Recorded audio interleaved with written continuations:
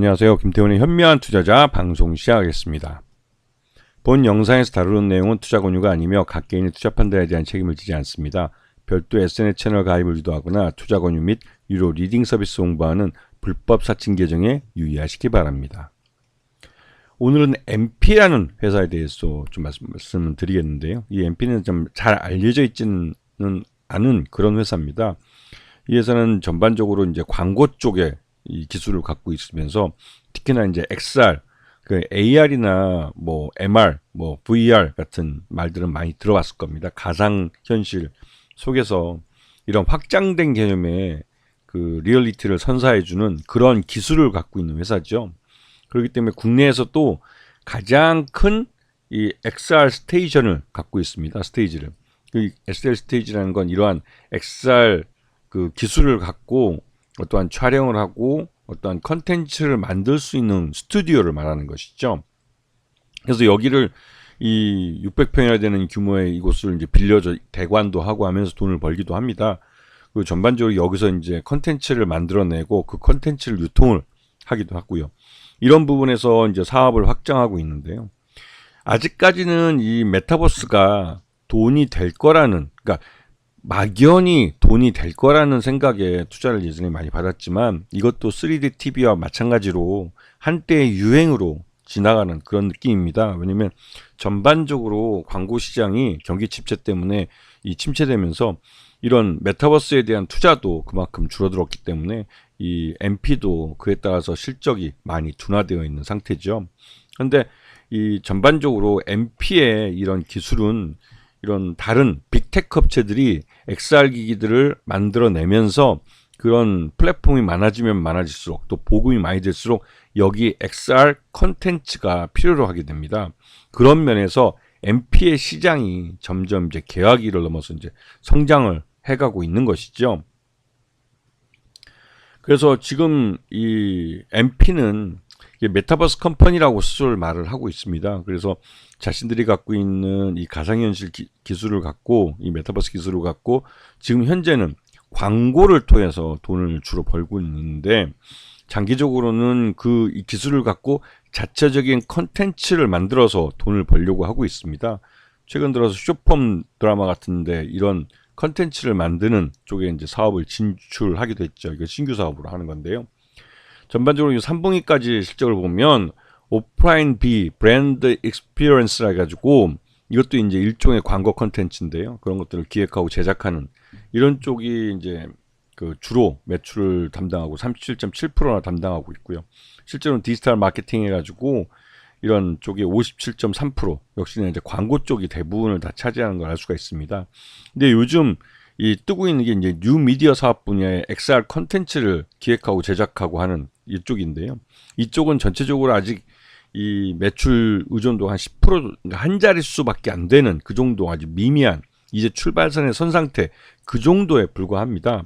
하지만 이쪽 XR 컨텐츠가 성장을 빠르게 해갈 수 있는 여건들이 즉 XR 이 플랫폼들이 많이 만들어지면서 그에 대한 소비도 함께 늘어나고 있죠. 물론 지금 이 XR 기기 같은 경우, XR 이 컨텐츠를 소비할 수 있는 이 XR 기기 같은 경우는 대부분 이제 그 안경 형태나 아니면 우리가 이제 많이 보는 그 형태로 이렇게 만들어지고 있는데 이게 이제 보급이 이제 시작이 된 시점이라고 할 수가 있습니다.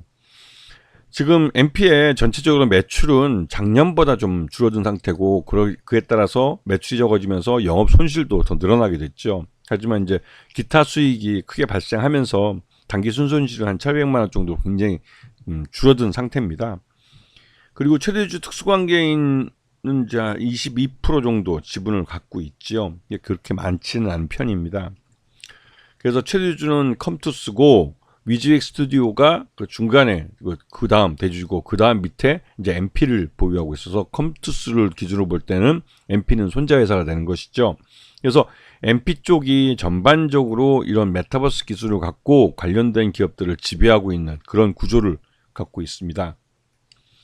근데 이제 XR 디바이스가 이제 이 삼성이나 애플, 메타에서 나오면서 이 애플의 비전 프로 같은 경우 좀 비싸게 그 좀 한 1,500달러에서 2,500달러 이 수준의 보급형을 만들려고 하는데 지금은 거의 한 3,500달러 정도 하기 때문에 가격이 어마무시한 거죠.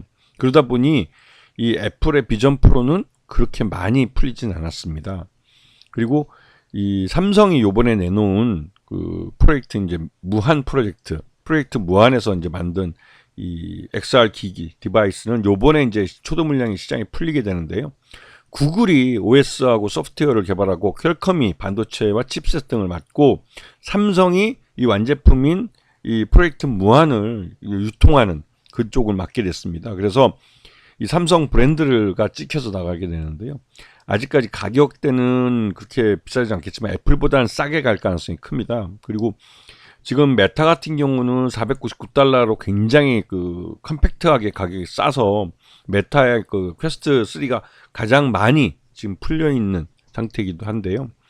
전반적으로 이 메타가 가장 대중화된 그 XR 디바이스를 내놓고 있고, 그에 따라서 삼성이 됐던 애플이 됐던 메타가 됐던 간에 XR 디바이스들이 많이 풀리면 풀릴수록 이 MP의 이 메타버스 플랫폼, 그러니까 이 컨텐츠들이죠. 컨텐츠들이 소비될 수 있는 그 플랫폼들이 많아지는 것이죠.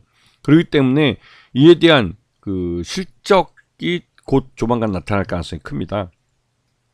그런 의미에서 이제 이 삼성전자가 이 구글과 손을 잡고 XR 콘텐츠 이제 프로젝트 무한이라는 디바이스를 내놓는 게 이 하나의 좀 촉매제가 될 수가 있는 것이죠. 물론 중요한 건 가격입니다.